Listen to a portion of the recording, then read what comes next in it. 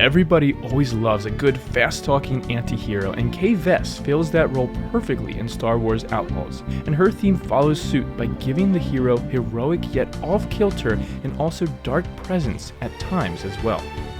The very first thing to notice about Kay's theme is probably also the most important thing, and that is the beat that the theme begins on. See, every time that I hear Kay's theme, the 2 eighth notes that begin it feel like where the weight wants to be placed in the music.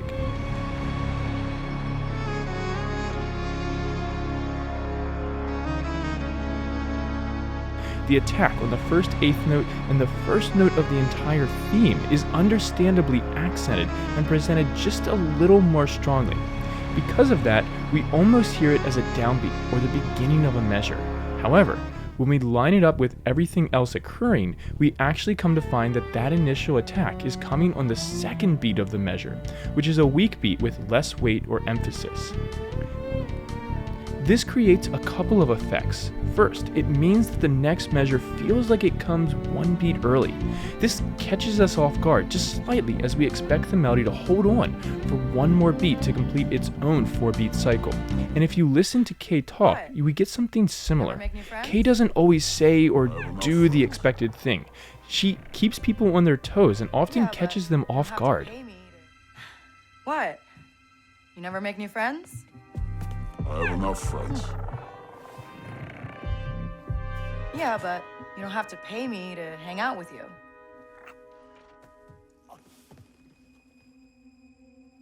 But she's also not the leader. She's the one doing other people's dirty work. And so, it's also appropriate that her theme waits until the second beat, waiting for the rhythm to give its command before the theme follows in its role. But the melody also begins immediately with a non-harmonic tone, which is essentially a dissonance that's not part of the stated harmony. The way I've set Kay's theme in my arrangement is to place it with a tonal center of D. In this case, we would begin with a D major chord, although some occurrences of her theme certainly also begin with a D minor chord as well. In either case though, the B flat here, or the lowered 6th scale degree of the key, is not part of the chord. And while it's normal to have notes that are not part of the chord intertwined in a melody, it's very strange that we would begin with something outside the chord, which immediately draws attention to itself.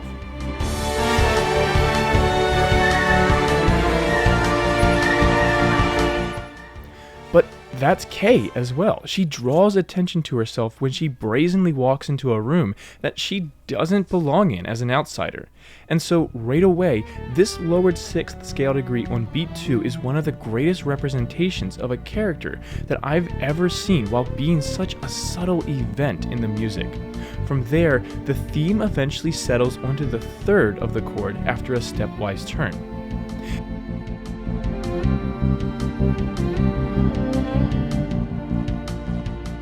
As we shift to our second chord though, that lowered 6th immediately plays a prominent role again though, as it now becomes the root of our second harmony. See, that note that just a moment ago didn't belong and threw everything off is now the center of stability, the center of the room.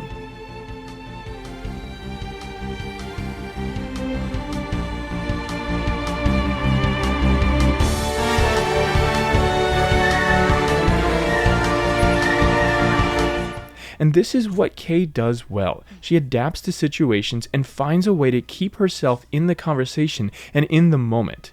And in doing this, she continues to keep people on their toes and off balance. But musically, it does the same thing. Since our first harmony is a major tonic chord, we expect to be in a major tonality throughout. That means that we will have a raised 3rd and also a raised 6th scale degree. But the second chord throws all of that out the window as we immediately pivot to landing on a lowered 6th with a major flat 6 chord.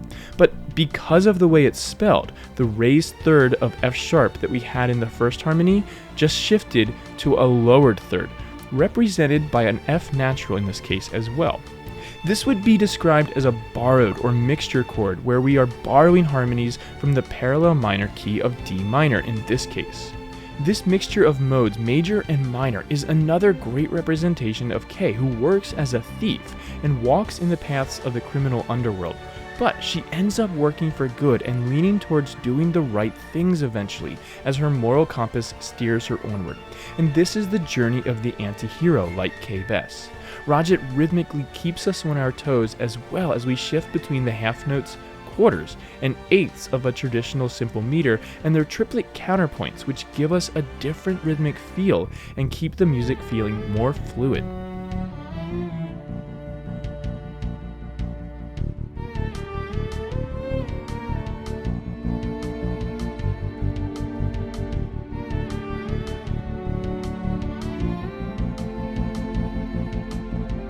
Whether we realize it or not, we don't know what to expect the first time that we hear Kay's theme. Things are constantly shifting on us and toying with our expectations in a playful way.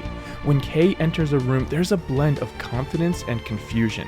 And when she speaks, you can never be sure what she'll say, but it always ends up feeling like the right thing as she switches to what she needs to be while remaining in an unthreatening character. And whether we realize it or not, her theme plays that same role with her perfectly, switching and blending the lines of good and evil, and toying with our concepts of functionality and expectations. But I would absolutely love to know what all of you think. Did you also feel like Kay's theme began on a downbeat the first time you heard it? What do you think of her theme overall, and what do you think of the music in Star Wars Outlaws as a whole? Tell me in the comments below what you think, and consider checking out my Patreon page using the link in the description, where you can help support this channel for as little as $1 a month, or download PDFs and MP3s of projects as I complete them, along with other perks at higher tiers. Please don't forget to like this video and subscribe to learn more about the music of a galaxy far, far away.